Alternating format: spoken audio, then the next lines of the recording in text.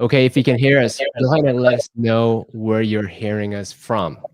And if you're watching a recording, welcome to Noble Warrior. My name is CK Lin.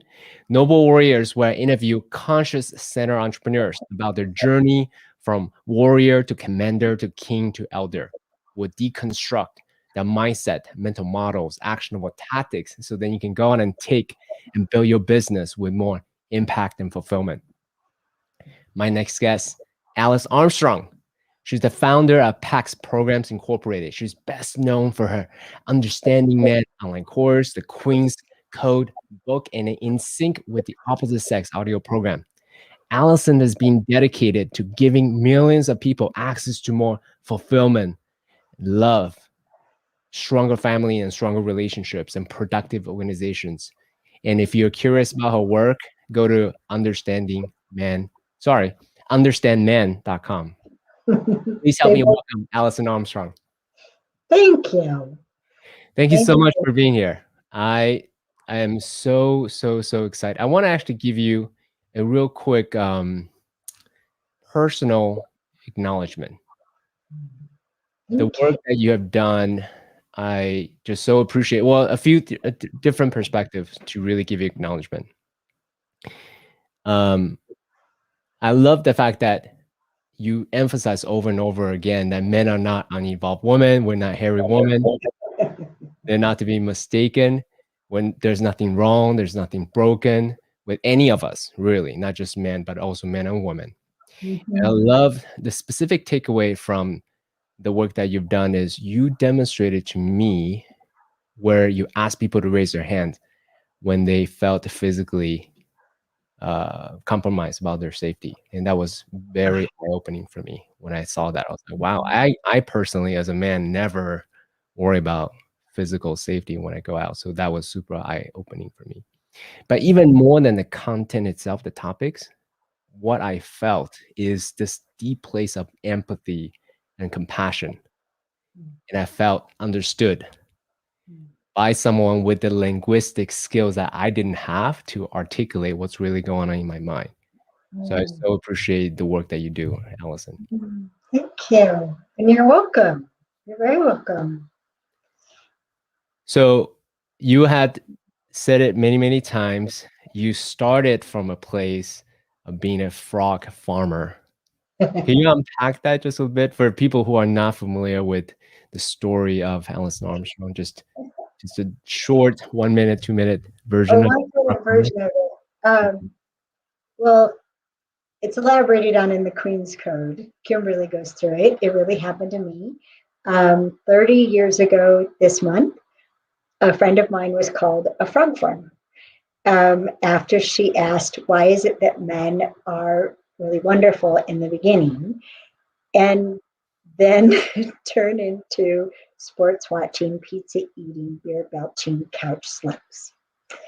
And she asked that in front of a couple hundred people, and she was called a frog farmer, which is a woman who, instead of turning frogs into princes, turns princes into frogs.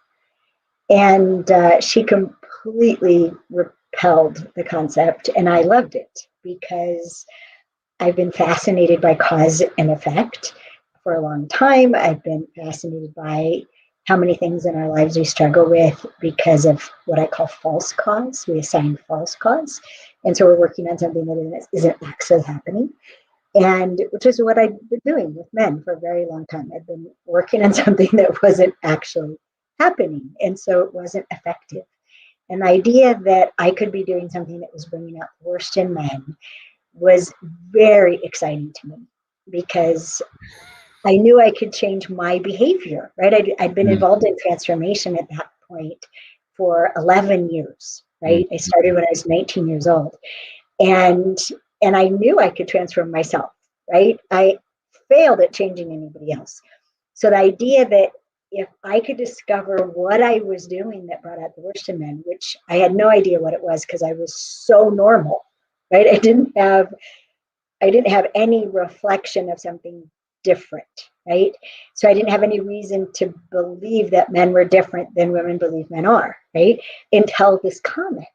And so that was exciting to me. And I started with the question, what if men are responding to women?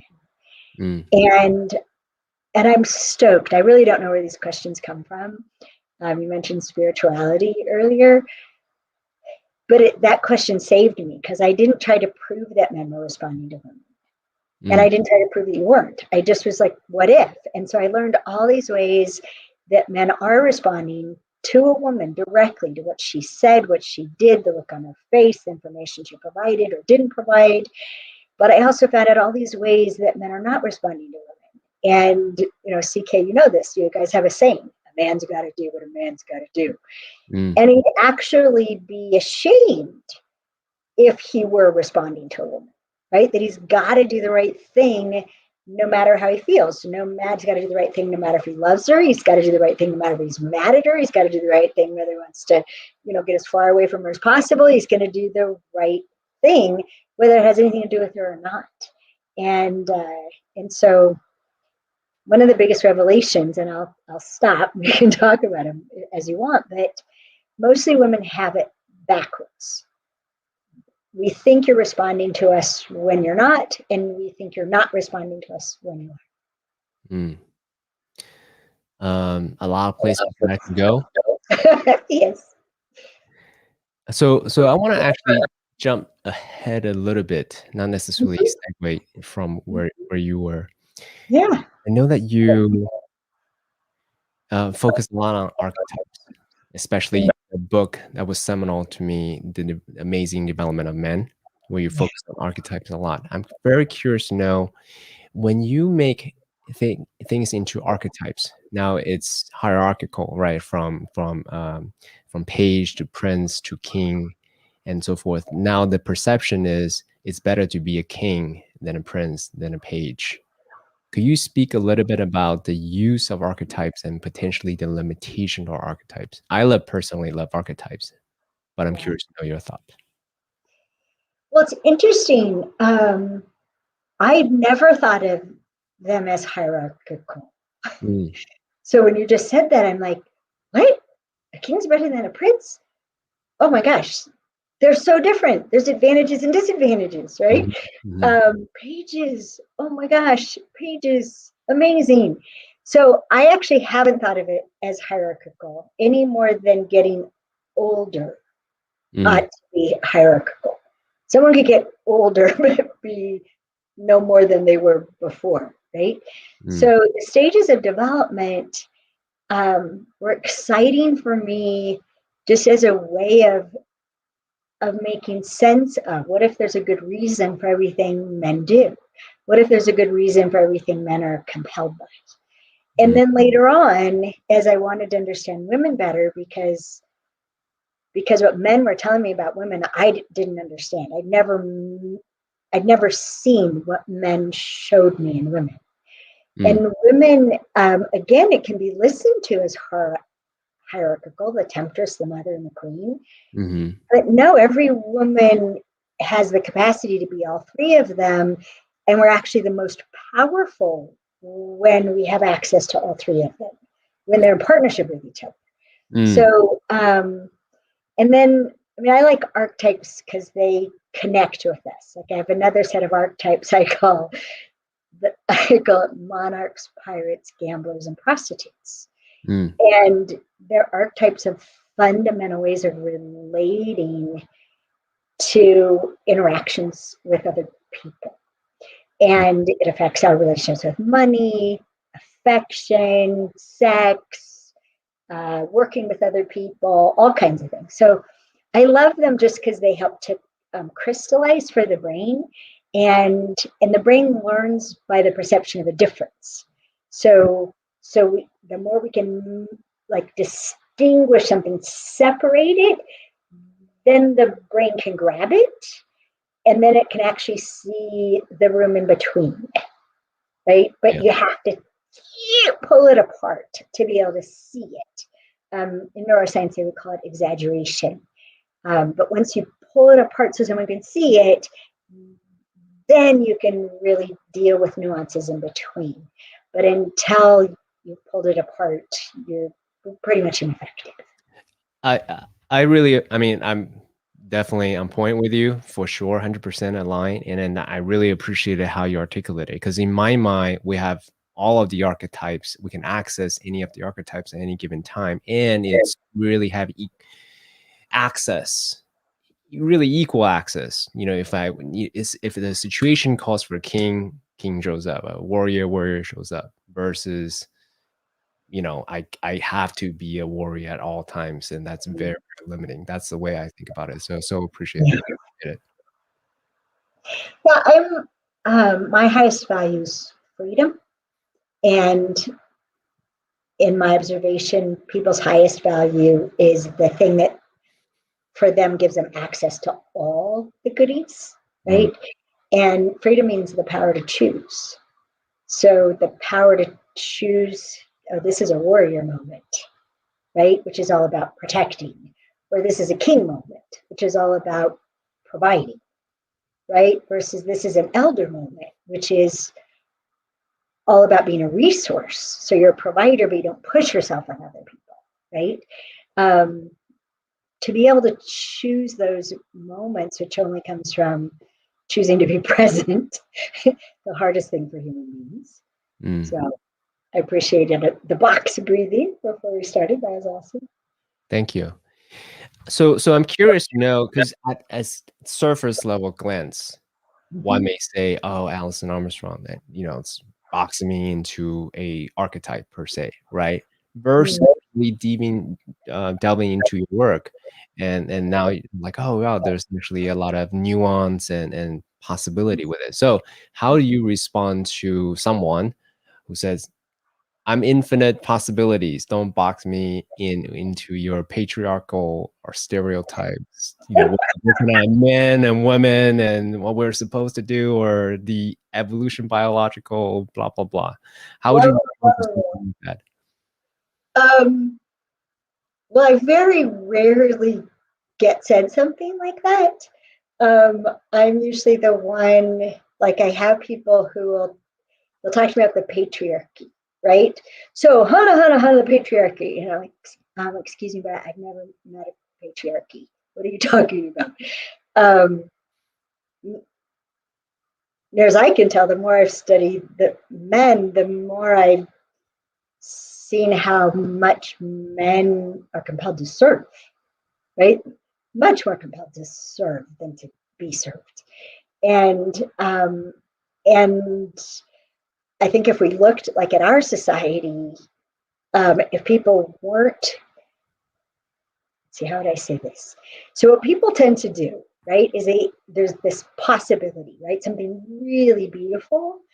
And we measure ourselves against that possibility, that the gap is what's wrong, right? And that happens a lot with, say, women and equality in the workplace.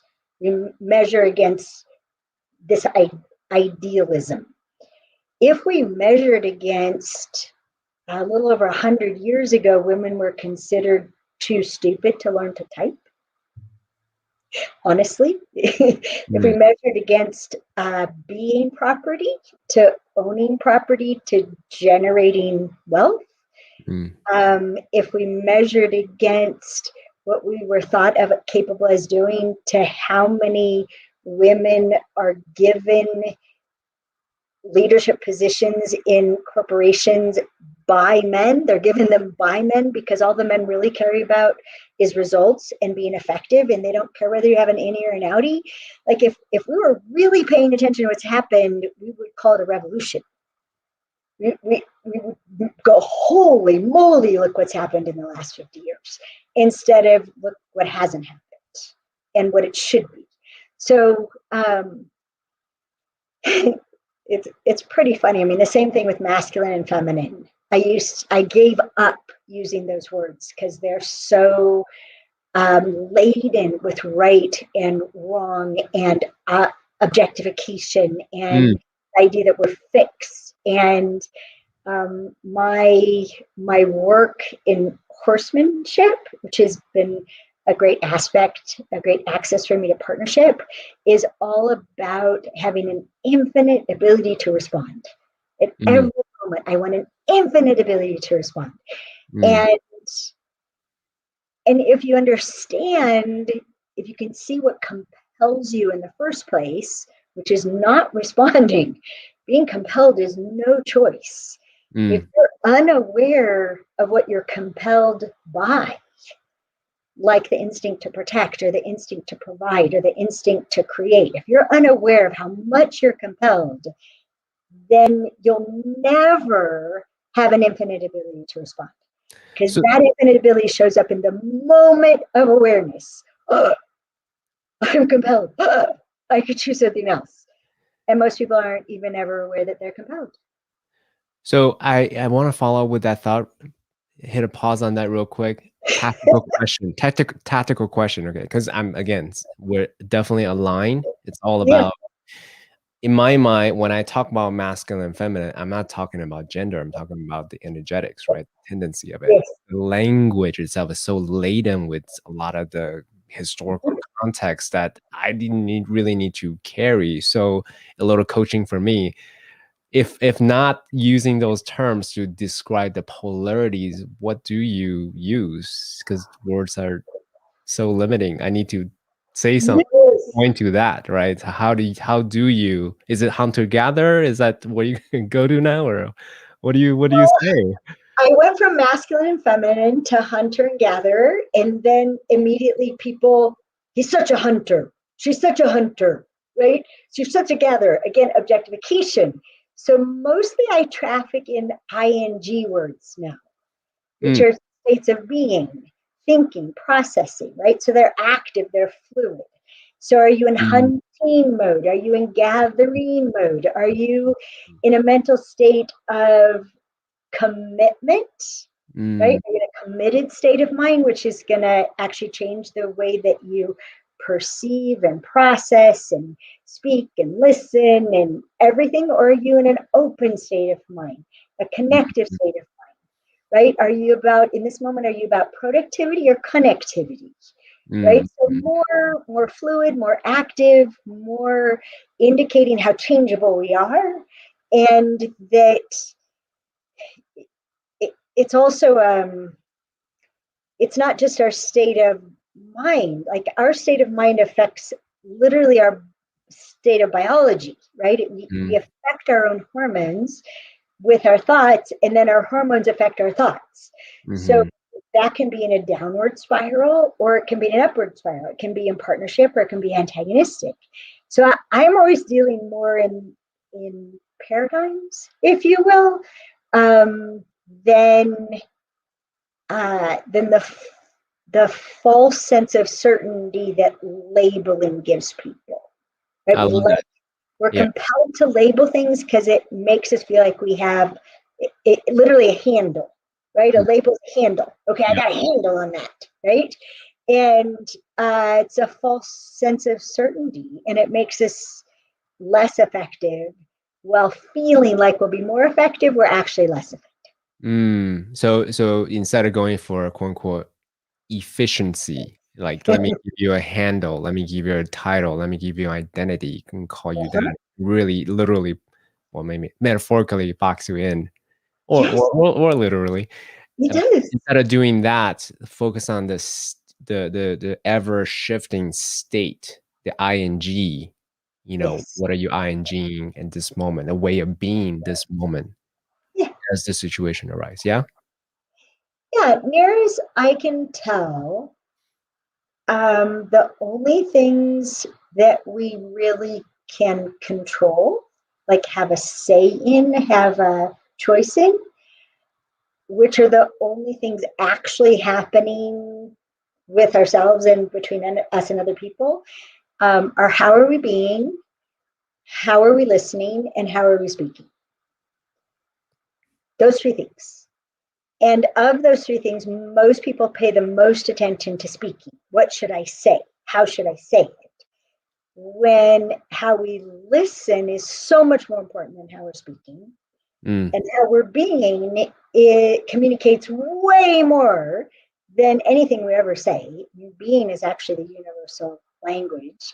And when how someone's being doesn't agree with how they're speaking, people will only choose the speaking when they're words they're hoping to hear.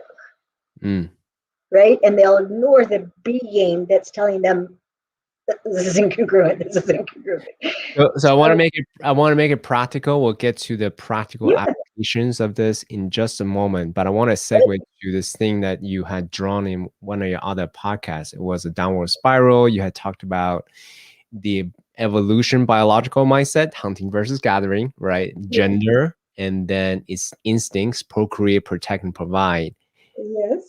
You prefer this over the identity level beliefs or the circumstances, cause and effect. So I'm curious to know, why is it empirical? Is it like based on thousands of people that you coached, the biological mindset, hunter gathering, and then the instincts dominate a whole lot more than identity level beliefs or the cause and effect based on circumstances? Curious to know your thoughts on that.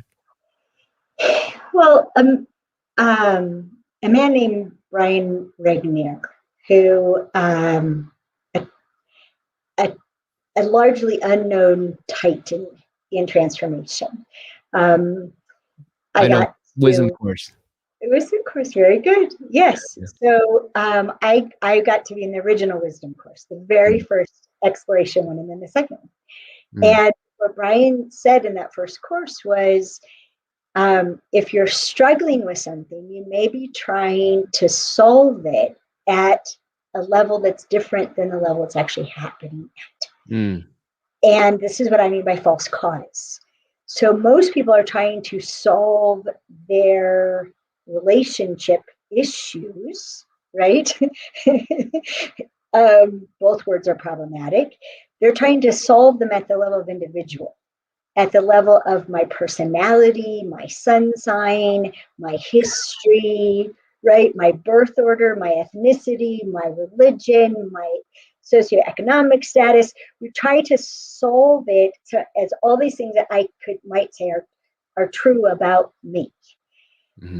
But in interacting, geez, I mean, it's been 30 years, more than 40 years of transformation, right? 30 years since I started studying men. They'll ask me a question. So why would a man blah, blah, blah? I actually can answer the question after that.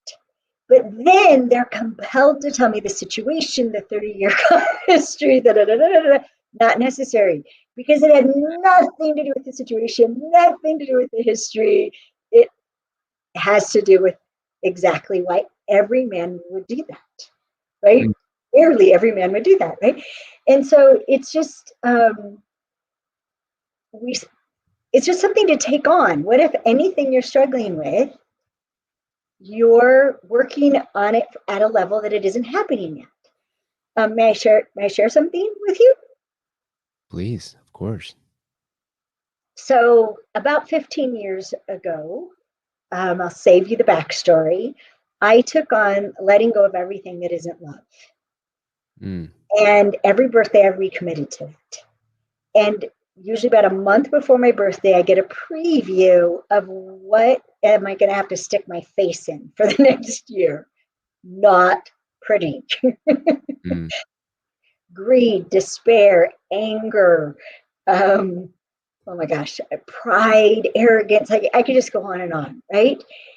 And this last year in October, my birthday is, what came to me very clearly was let go of everything that isn't love, especially for yourself. Ugh, that was worse than any of them, right? Let go of everything that isn't love, especially for yourself. As in, let go of anything that isn't self-love. Like let go of everything that isn't love, especially for myself.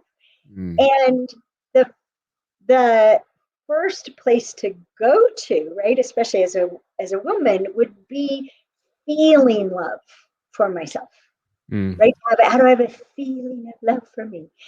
Well, fortunately, I paid a lot of attention to love, which talk about infinite, right? What if love is infinite and eternal? And so it's not personal. Love is not personal at all. But my personal experience of love, like this space, how big the space is that I have to experience love, what determines how much love I experience. And I've been working on this for a really long time. And my assertion is that it has to do with respect, admiration, and affinity. Affinity is to like somebody, right?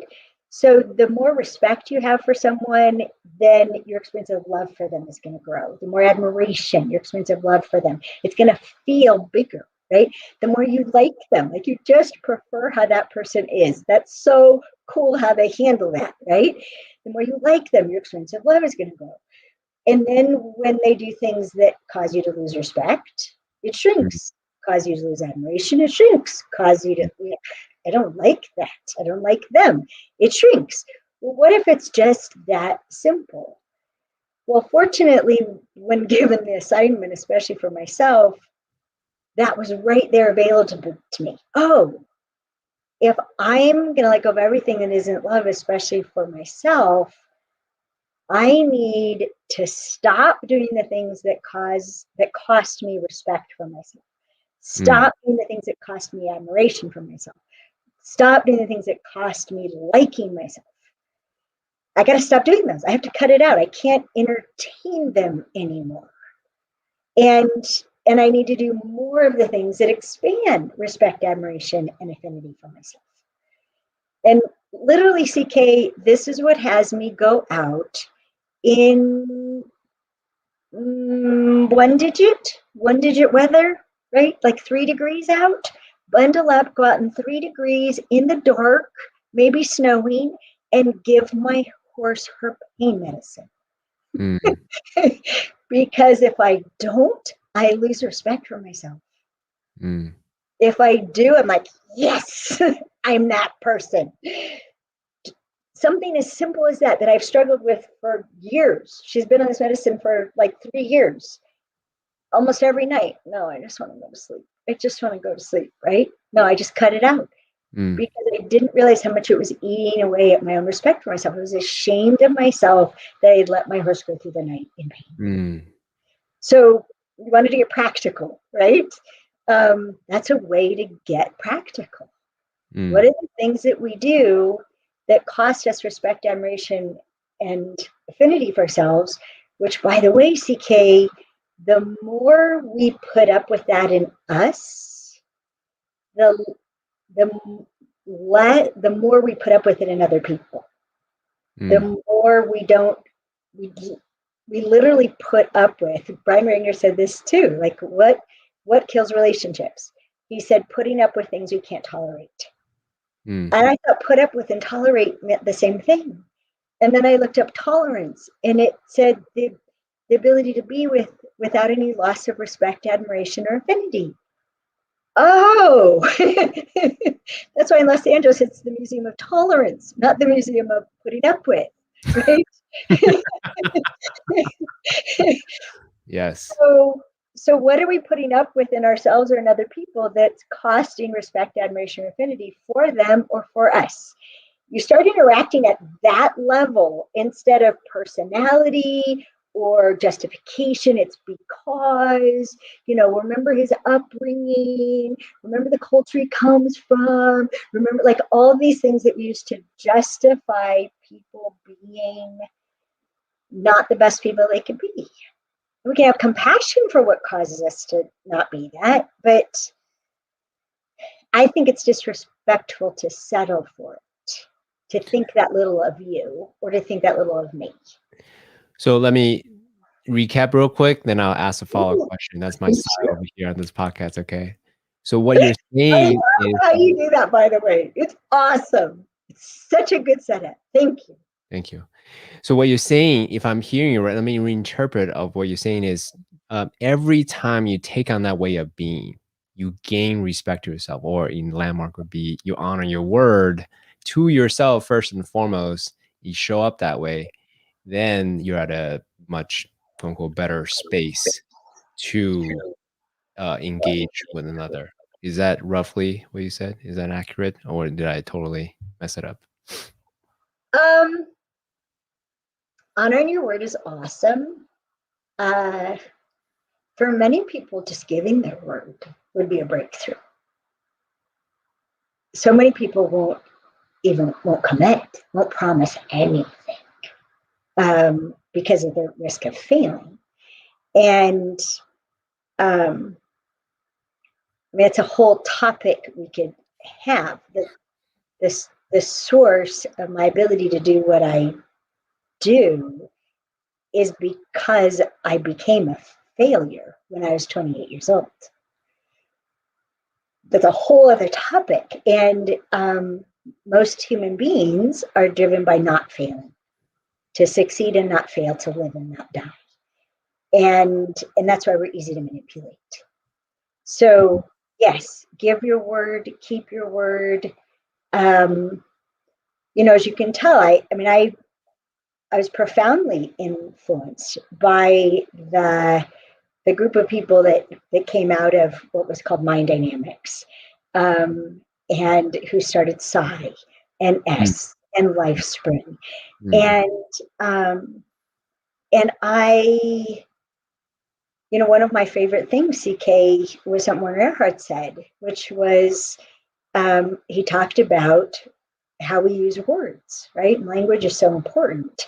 And most people use words in a way that I'm really good at, which is what you would call a word-to-world match. So to feel word-to-world match, okay? A word-to-world match. How accurately can you describe your own experience? How accurately can you describe the world that you live in, the world that someone else lives in? So, you know, the last 30 years have been a word-to-world match, a man's world, a woman's world, a producer's world, a connector's world, right? Like how accurately can I describe the experience of men and women in relationship? And it's what has people say, have you been following me around, right? Because I have a word-to-world match that I'm very precise about. My boyfriend calls me Priscilla. It's like, okay, Priscilla. Right? So I'm very precise, and that's word-to-world match. But the thing that Werner Erhard challenged us to was a word-to-word match. That if you give your word and you do everything it takes to have the world match what you said, then your word actually becomes a creative act. That's what I've been doing for so long, is speaking that which is I say is possible, and then doing everything to cause it to go from possibility to reality. So quick question about that, because we started from what is anything that's not love? What was it? What if love? Letting go of everything that isn't love. Thank you. Especially for myself, right? That's the place where it started. Yes, that was my 60th birthday challenge, especially for myself. You amazing. I fountain of youth. Fountain of youth. So the question I have is this. So if we love ourselves infinitely, why the effort to be cognizant about anything that's not our highest self? Because I get this question a lot, right? Hey, CK, you're thinking about this way too much. Just enjoy life, you know, forget about all this inquiry and philosophizing and then quote unquote the work, doing the work, right? Ayahuasca, all these type of things. And frankly, honestly, I thought about that a lot. Frankly, I do it because I enjoy it. I like it. That's why I do it. So I'm curious to know from your perspective, as a seeker, as a teacher, as a philosopher in your own right, how do you reconcile this desire to do quote unquote work? Curious.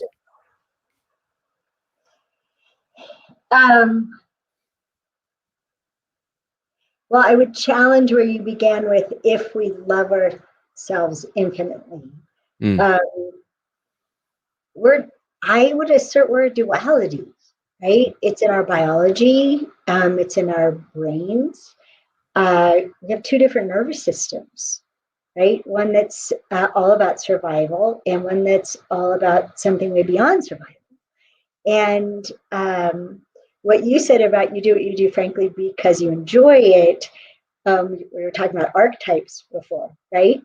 And I used to have a set of archetypes that were objectifications that now we speak about in terms of ways of being. We call them your hidden dominant drivers, right? So are you most compelled by building, by enjoying, by expressing, by sharing with other people, by growing and becoming, or by knowing and acquiring knowledge, right? So 6 different archetypes. And we start with people looking at what do they spend most of their time doing, right? So what are they doing? What are they spending their money on, their time on, their energy on? What are they doing? And they'll think they found their archetype. But then the question is, why? All those things you're doing, why are you doing them? What are they for? What is the inherent good? What's in service to what? So I always thought I was a builder, right? I'm a build together with people I enjoy. No. Everything I do serves expressing the messages that come through me, the truths that I perceive, the constellations my brain makes out of a starry sky, everything I've ever spent time building, and I've spent my whole life doing it, and all my money and all my time, right? It's always in order that something be expressed. And so the what for is really important, right? Do you grow ultimately so that you're enjoying life? And enjoying is often thought of as like frivolous. But if you look at enjoy, living in joy, bringing joy to grief, bringing joy to death, bringing joy to boredom, bringing joy to the mundane, thank goodness for people who are driven by enjoying.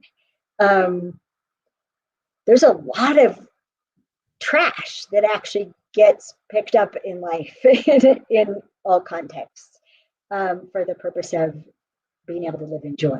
So you go, CK. You go, Alison. You as well.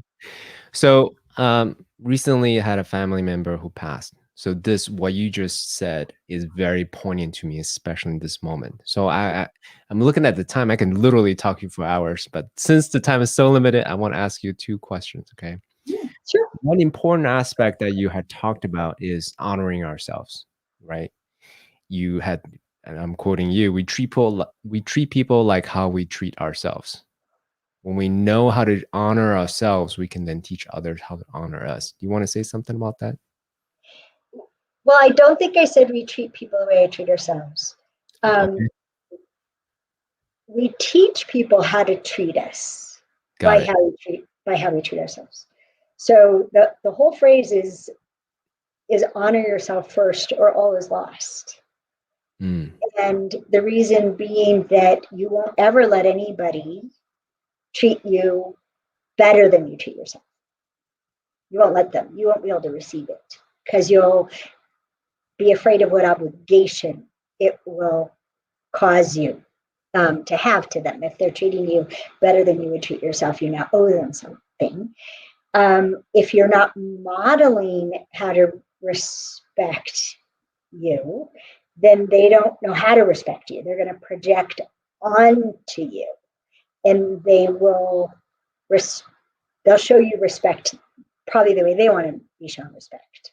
And this causes a lot of problems, especially with opposing instincts, right? The most common being that when a woman is upset, a man out of care and respect will leave her alone. And yes, I do that. Yes. Yes. Huge mistake. Huge mistake, yes. Yes. And then out of love and care, when a man's upset, a woman will pet him. She'll come to him. She'll follow him. She'll track him down to take care of him. So the opposite is what we give what we need. So men want to be left alone, handle it themselves, recover themselves, come back a better person. A woman needs help. Come throw me the lifeline. So yeah, so if we don't if we're not modeling, this is how to respect me, this is how to give me what I need, this is how to take care of me, then no one knows how to do it. And this goes back to respect, admiration, affinity. We mostly make ourselves unbelievable. Like a woman will say that she's tired. And so if she lives with a man, he'll be like, okay, so honey, go to bed. And she doesn't go to bed. I'll take care of the kids. You go to bed. And then she doesn't go to bed. So if we don't honor our word, is the way you would say it, if we don't say what we need and then protect what we need, we become unbelievable that we don't really need that. So why should I go out of my way to give you what you need when you don't give me what you need? It must not be real. You must not mean it. So is that enough on that? Is that what you were asking for? Oh, no, this is great. So I want to cite some example that you gave that I thought was super awesome, because I like practical, like tactical advice. I love the example you gave for your daughter, for cultivating this sense of self-love. I own that. I own it. I acknowledge it, and say it in your head or write it out. That was super tactical. Is there anything you else want to say about that in terms of cultivating this self-honoring? Well, I would say clarity is king. And one of the biggest things that will mess us up is the difference between an expectation and a need.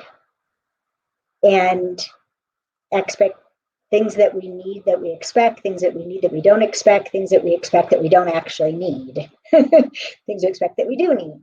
And mostly relationships are based on expectations.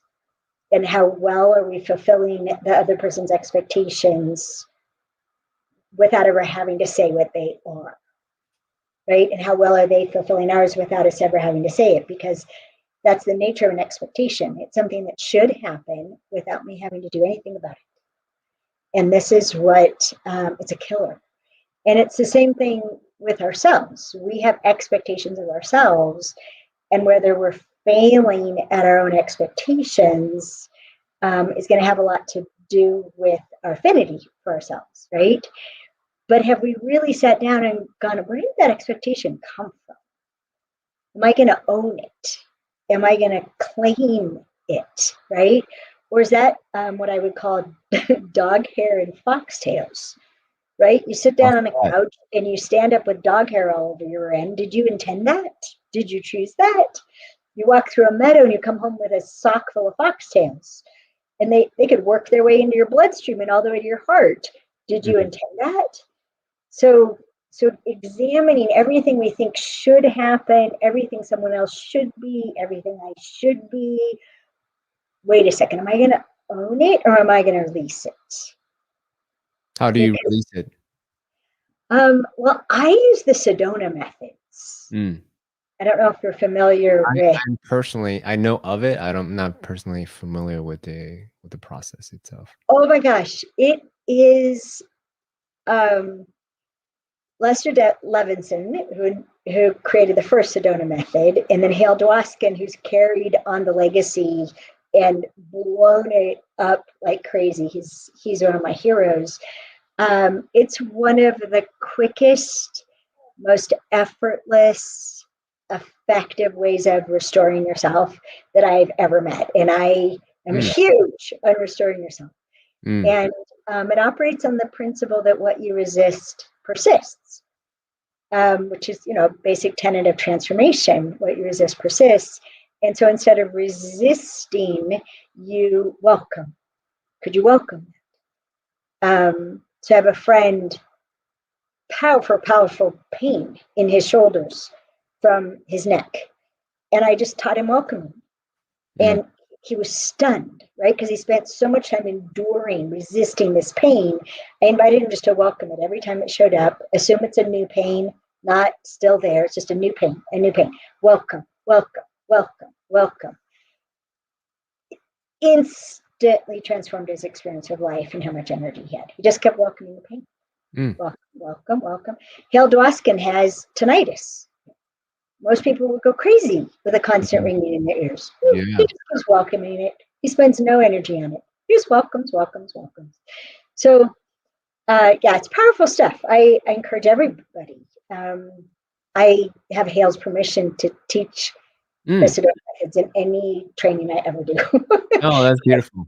Yeah, and they're incorporated in our online curriculum. We have Sedona method stuff in there. So yeah, definitely, guys. In case you haven't received it enough yet, Alison's definitely the real deal. Definitely go to understandmen.com, check out her work. I wanted to give some other practical analogy that you gave, which I really love. You said that the job of a provider and a receiver, it is the receiver's job to be clear about what they want and show appreciation in the other person's currency when receiving. Now, I love particularly the example you gave. You say you held your late husband's hand in two places where I want acknowledgement for this, this, and this. And here's how you acknowledge me. And I was like, as a man, as someone who loves to actually see results, that's just like, mwah, gold. Yeah. Thank you for that. Yeah, we call it a credit tour. I get a credit tour. To take him around, hold him by the hand, take him around and show him everything I had done. Everything I cleaned, everything I fixed, everything I made more beautiful. And he would notice it, go, oh yeah. And then that was it on appreciation. Yeah, providing and receiving is one of my favorite topics in terms of upward spirals that can also be down into the sewer. That the person who needs or wants something, I'm not so big on wants, it just means lack. And it's very much based in survival. Whereas a need has a huge cost to not having met and a huge benefit to having met, like sleep, for example, right? Huge cost, huge benefit in who we are being, right? So the person who has a need, they're the receiver, and their job is to be clear about what the need is. And then the hard part is to release to the provider how they provide it. Because too much, we'll hold on to both. So if I need something from you, CK, but I can't figure out how you'll provide it for me, like where would you ever find the time, or how would you ever have the energy, or for sure you don't have enough money for that, I may never tell you. I may never tell you I need it. And that's actually one of the ways that we emasculate, which we define as diminishing a person's ability to produce results. So if I haven't even told you I need it, I've just diminished your ability to produce that result for me, right? And if I haven't told you I need it because I can't figure out how you would provide it, well, I've also done something else that's emasculating. I have withheld a problem, right? And any provider, we're natural problem solvers, right? Like, give me a problem. Yeah, let me solve that. Let me solve that. And we withhold problems instead of just saying, this is the problem, stating the problem. What is the problem? You guys so want us to just tell you what the problem is. You're listening for it. And the problem is, yeah. And the problem is, and we won't tell you, right? Yes. But if we're like, what is the problem? What is the need? What do we need to start happening? What do we need to stop happening? What? And then that's your job. Be clear about that. And then turn it over to the person you're asking it from. And then they can go to work on how they would give that to you, which one of the most disrespectful things we do to other people is we try to make a plan for them. But it's the other reason why honor yourself first or all is lost. You have at least 1,000 times more information about you, CK, than I will ever have.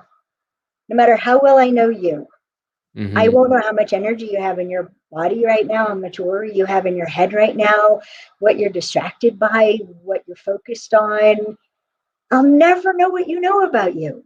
So if you're not honoring you, all is lost. I don't have a chance. I'm guessing all the time. I And vice think versa. that's part of the biggest frustration of being a partner with someone else, because oftentimes the other person really doesn't know what he or she wants ultimately. So therefore, expecting me to provide that for them, it's blind leading the blind. It's very frustrating. So for someone who needs a little clarity, do you have any specific process to help them clarify what is it that they need? Yeah, I do actually. And it's this is perfect. It's right around. So it starts with being.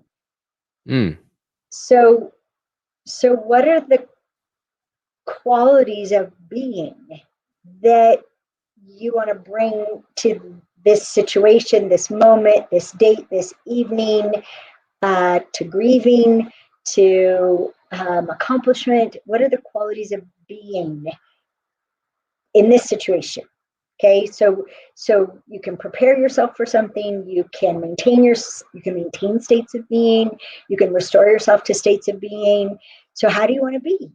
Do you mm, want to be generous, grateful, peaceful, joyful, focused, articulate, mhm, intense, um, calm? How do you want to be? And this is that world to word match. Like we can actually pick states of being that may seem difficult or even impossible to us, and reverse engineer them. mm, And the trick of being is embodiment.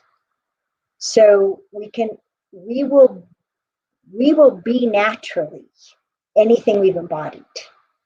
So the best states of being are in a state of overflow. When you're so full of love, you're mm, so full of patience, you're so full of peace, compassion, right? That you're overflowing in joy. So what are these states of being that you want to overflow as? mm. And then you ask yourself the question, okay, so when am I naturally that way? Or a really effective question I've been working on for the last year or so is, okay, what is it in my life that when I do that, it leaves me with the feeling of? Because that's how you know you've embodied something, because you feel Wait, it. back up one sentence. You lost me for one sentence. One more time. Yeah, what leaves me with the feeling of? So fill in the blank. What leaves me with the feeling of compassion, the feeling of love, the feeling of joy? And one of the biggest myths, CK, about men is that you guys don't feel, or you don't have deep feelings, or you're not in touch with your feelings. You're, Yep. Received you're that a lot. Yes, it, for sure. it is baloney. You don't reveal your feelings because you're used to them being used against you. So you're really smart about it, right? Mm, But the depth of feeling, I've come to the conclusion that men often feel even more intensely than women do. And that you're like, blow my mind intensity. And so what leaves you with the feeling of it? Is it sleep? Is it taking your body to an extreme? Is a 100-mile bicycle ride? Is it an adventure? Is it making love? Is it time alone in nature? What leaves you with the feeling of the ways of being that you're committed to? mm, And then those are needs. Those are the things you need to be the person you're committed to being. And if mm, you're really committed to being it, then what you do is you protect those needs like crazy, and you provide them for yourself, and you ask other people for them. mm, But mm.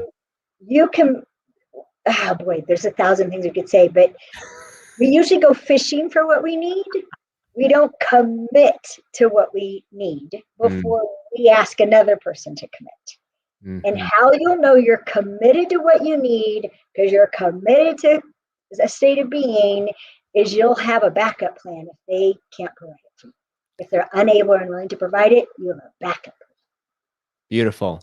I'm looking at the time. Oh man, I can't believe an hour has passed already. Holy shit.